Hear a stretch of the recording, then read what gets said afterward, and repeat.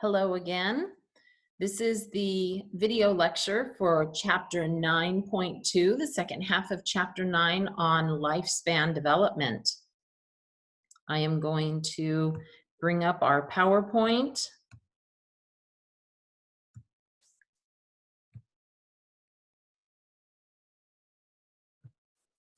Let me bring that up here. So you should now be able to see the PowerPoint. Give me a moment to hide a few things. There we go.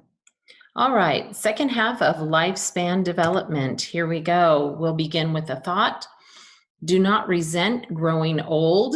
Many are denied the privilege. Just an Irish proverb. As we're going to be talking about the second half of the lifespan, we're going to start with adolescence and go all the way through death and dying. Just again, obviously, death and dying can occur at any stage of the lifespan, but if we live through old age, through late adulthood, then the end of the lifespan would come after late adulthood. So, some people might think that growing old is, it's no fun. Nobody wants to grow old. But if we do get to lead a full life, that is the natural end of the lifespan. And so we might want to feel privileged that we get to enjoy all of those lifespan stages. So just a way to think about that. Let's take a review of what we discussed in the first part of Chapter 9. Lifespan development is a field where we're focusing on developmental psychology. So if you want to think about what is the definition of developmental psychology, you can think about that for a moment. So this is the study of how we change and develop across the lifespan. We talked about 3 stages of prenatal development. See if you can recall those 3 different stages in the correct order.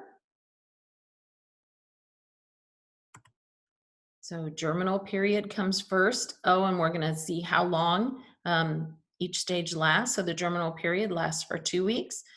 The next period, that's right, it's the embryonic period. How long does it last? It lasts for 6 weeks. And the final period lasts for the remaining 7 months. And that's going to be the fetal period. We also talked about attachment styles. I'm wondering if you can recall the 4 different types of attachment. So the most common is secure attachment. And then the 3 insecure attachment styles are avoidant, resistant, and disorganized. All right. Our learning outcomes for today, students will be able to identify characteristics of physical development in both adolescence and adulthood. So we'll compare those 2. We're going to group all of adulthood together, even though we have young adulthood, middle adulthood, and late adulthood. We will group those together. We'll talk about Erik Erikson's theory of psychosocial development, but we're only going to focus in on one area, and that is adolescent development. I told you that Jean Piaget's theory would be the only one we focus on, but we will look at Erikson's, but just one stage. And then finally, we will list and discuss Kubler-Ross's, Elizabeth Kubler-Ross's 5 stages of grief, death, and dying. Remember, you can pause the video if you need time to write down these objectives.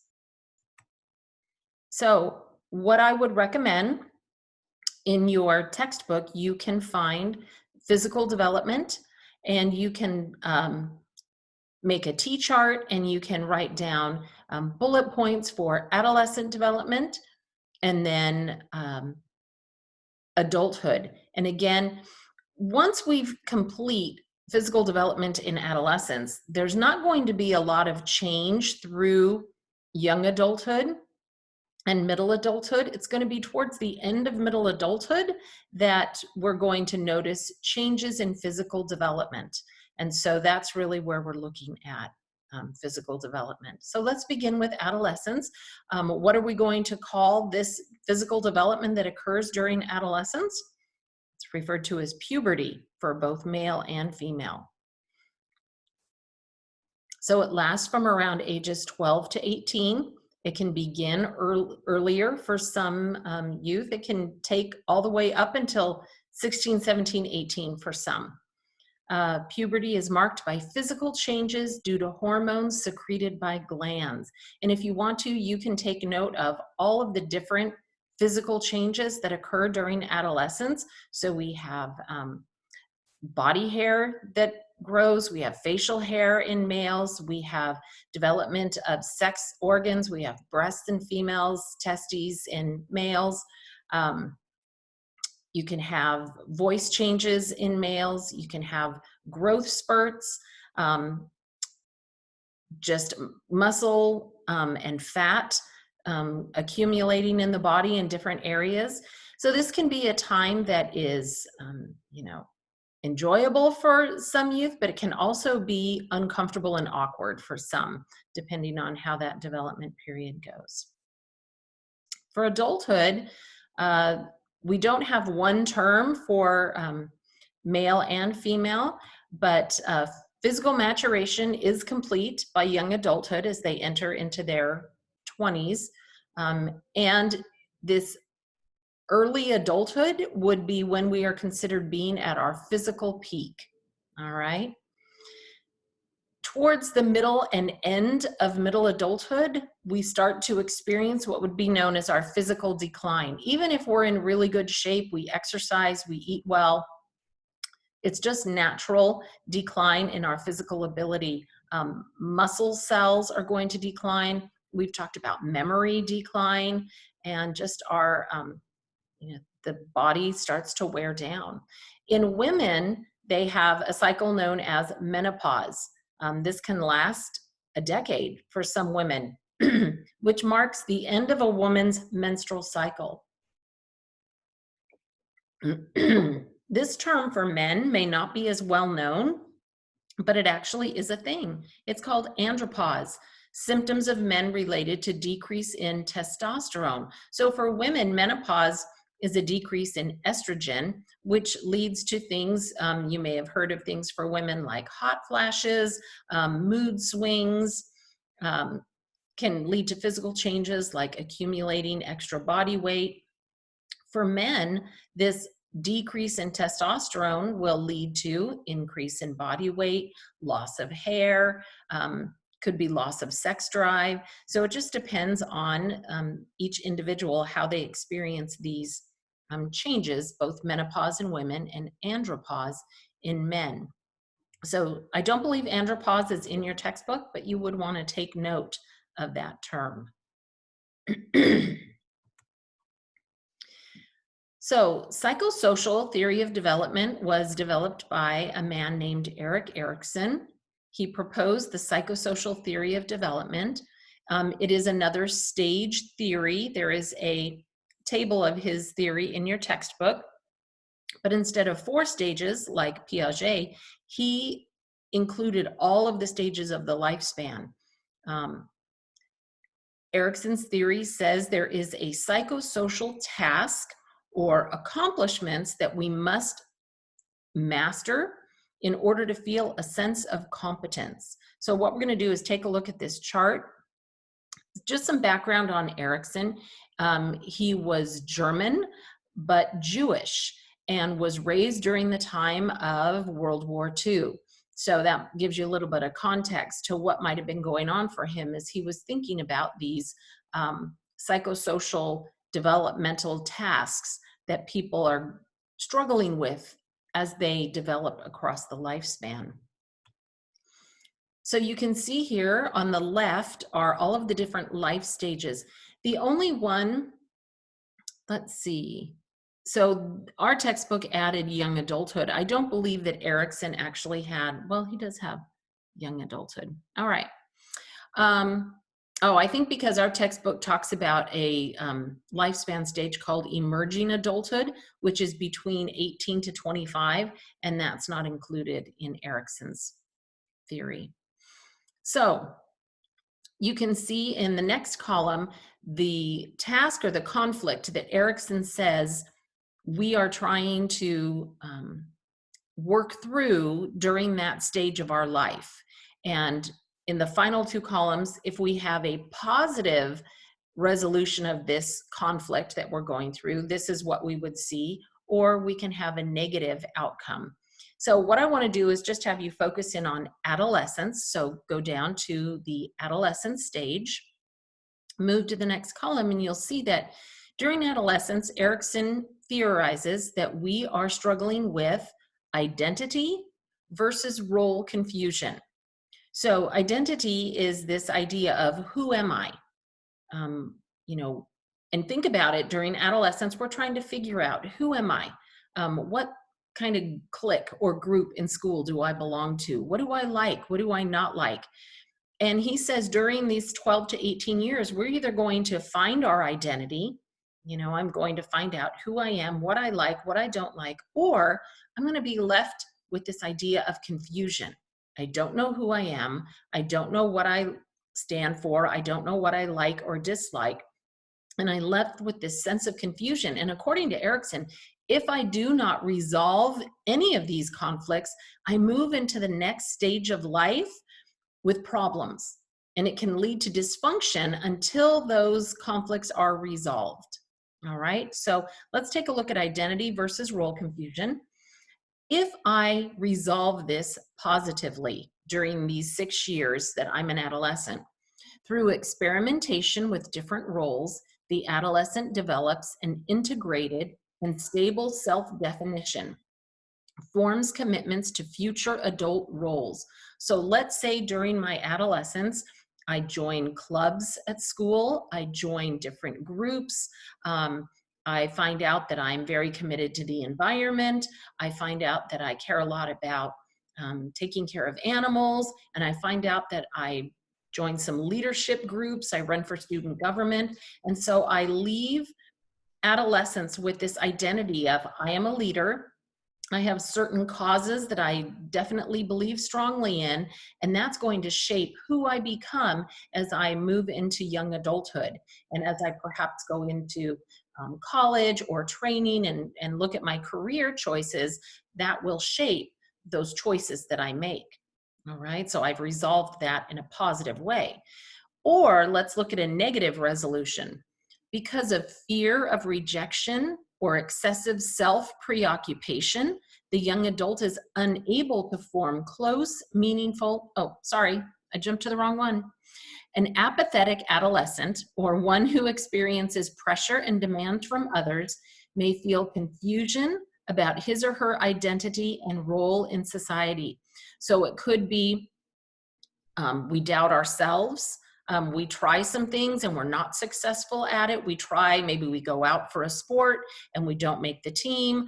We try to join some peer groups and we are not accepted. Maybe our family doesn't support us and they ridicule us.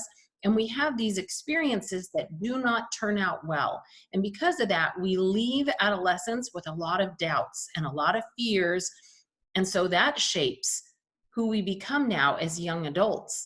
And we move into this young adulthood without confidence, without knowing who we are. And now we have a lot of questions. And so we're not very confident moving into this young adulthood that I started reading about. All right. So just kind of think about that as we talked about this physical development that we go through in adolescence. And now Erikson's saying we also have this social, psychological development that we're going through that shapes who we are and who we're going to become. All right. So a lot goes on in lifespan development through adolescence, young adult, middle adult, and late adulthood. If you enjoy this and learning about how we develop throughout our lives, I recommend you take Psychology 230. It's developmental psychology. It's a wonderful class, and you get to discuss it for the entire semester. For our purposes, we're jumping ahead to the final chapter, which is death and dying. In general, anxiety about dying peaks in middle adulthood. In fact, we start to question, have I done enough in my life? Have I made my mark on the world? Some people might experience what's known as a midlife crisis. They might, change careers. They might leave their families, set out into the world to try to make their mark.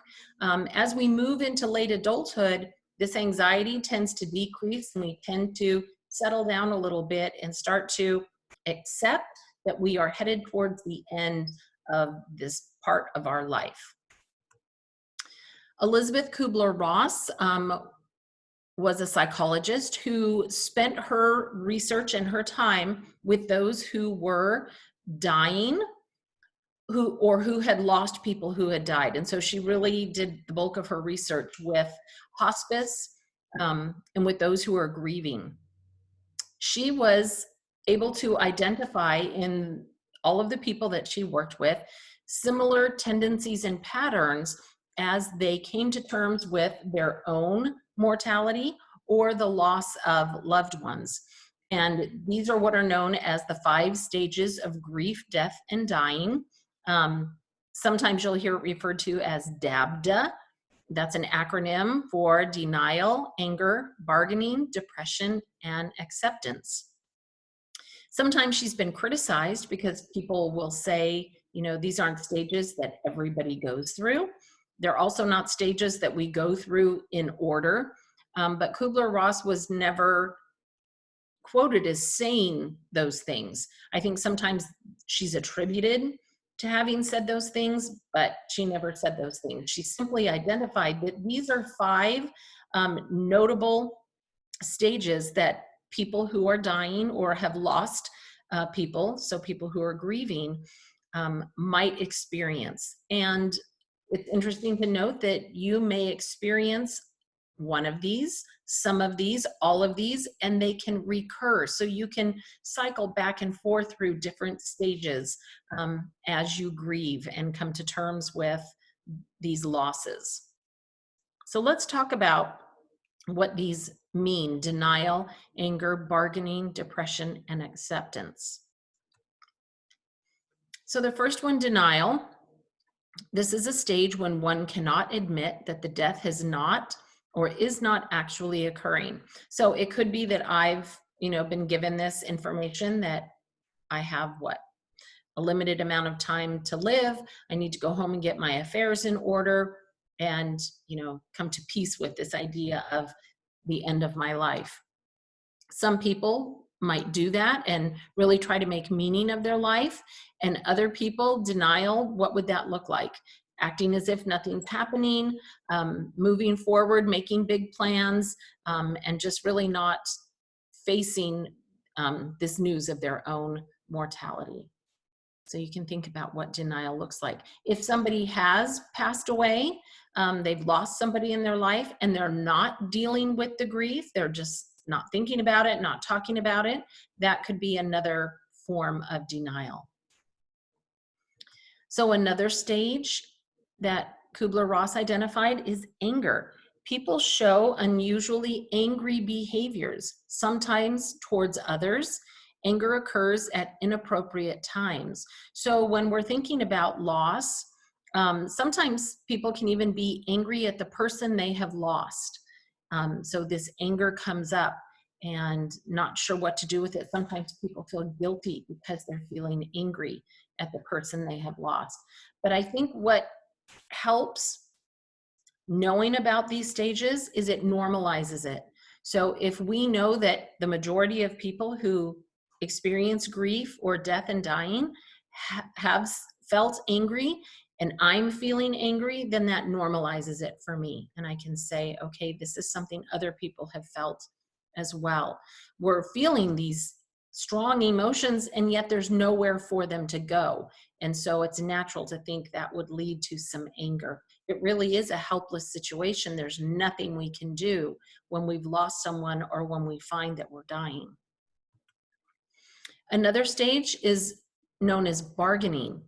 So this is a way of not dealing with the loss by making deals, either with God or with others. We can try to make deals with ourselves.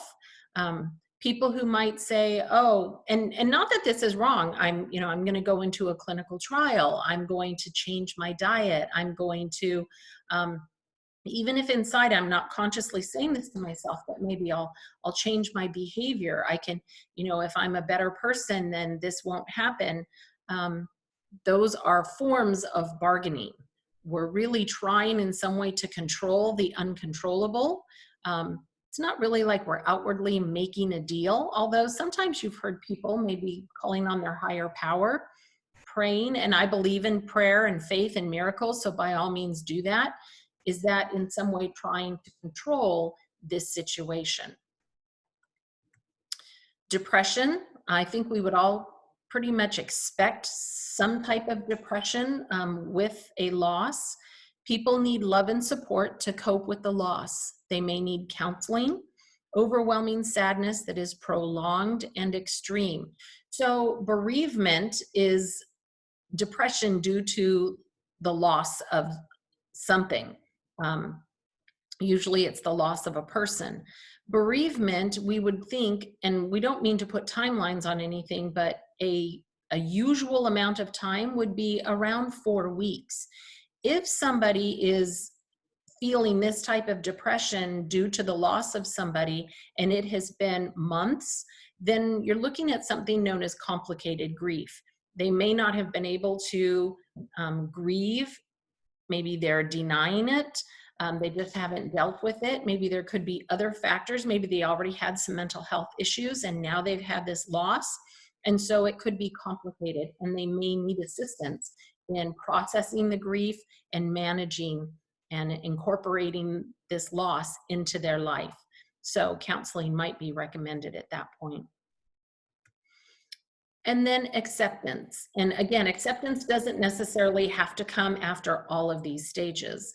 It may not mean happiness. Acceptance isn't this total relief and everything's wonderful and now I have meaning in my life. It really is about how you move forward. What is your new normal? What does life look like now that you've experienced this loss, especially if it's a tragic, traumatic loss? Somebody taken suddenly and unexpectedly, especially if they're taken at an early stage in the lifespan, versus somebody who is elderly and who has been sick, and you may have been going through the dying process for some time and it seems like a natural event to occur. Even that is very difficult to deal with.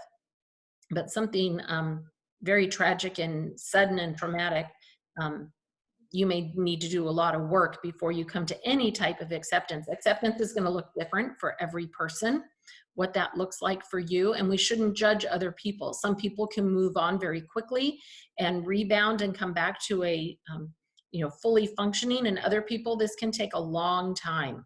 And so we wouldn't want to judge and say, wow, you should really be over this by now. You shouldn't be this affected by this loss. We really need to give people the time and the space and let them do the work they need to do. All right. So 5 stages of grief, death, and dying based on the work of Elisabeth Kubler-Ross.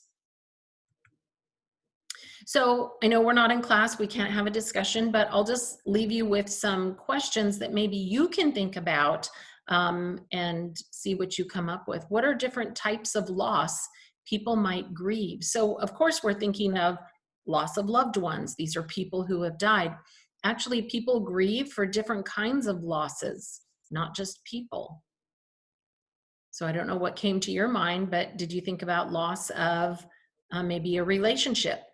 There are people that need to grieve that. Could be loss of a job or a career, something that I think a lot of people right now are going through. Loss of our normalcy, our social lives, the way we used to do things, and right now none of us can really engage in those ways. Loss of a pet.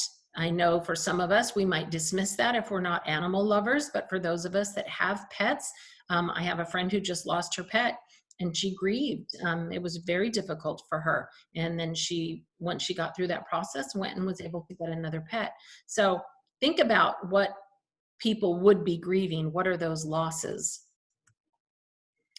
What are different ways people cope with grief?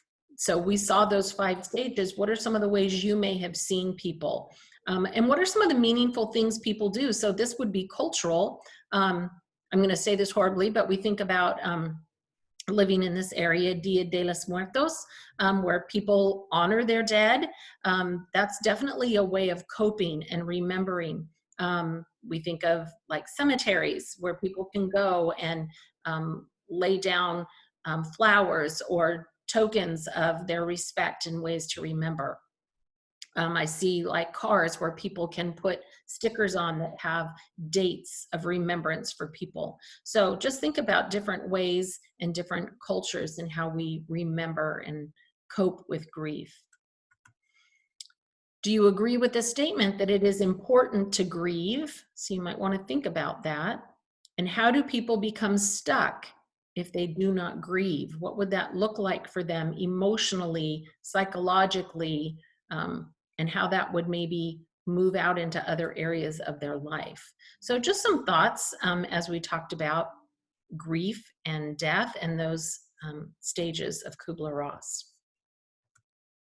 All right, so I'm going to wrap up with these learning outcomes. We identified characteristics of physical development in both adolescence and adulthood. We looked at one stage of Erikson's theory of adolescent development, and that was identity versus role confusion. And we were able to list and discuss Kubler-Ross's 5 stages of grief. Now remember, the acronym is DABDA. Can you name those 5 stages? Denial, anger, bargaining, depression, and acceptance. Excellent. All right. So I'm going to stop the share here. All right. I just wanted to let you know I have several videos that go along with this. Well, I think I have 2. So I encourage you to view those videos as well. I also have a link to a website that has some coping strategies to go along with grief, death, and dying. So check that out if you think that would be helpful. Don't forget to do the assignment that goes along with the chapter 9.2 lecture video. I really appreciate people that are tuning in, doing those assignments, and staying on track. I hope you have a great rest of your week, and we'll see you next week in chapter 10.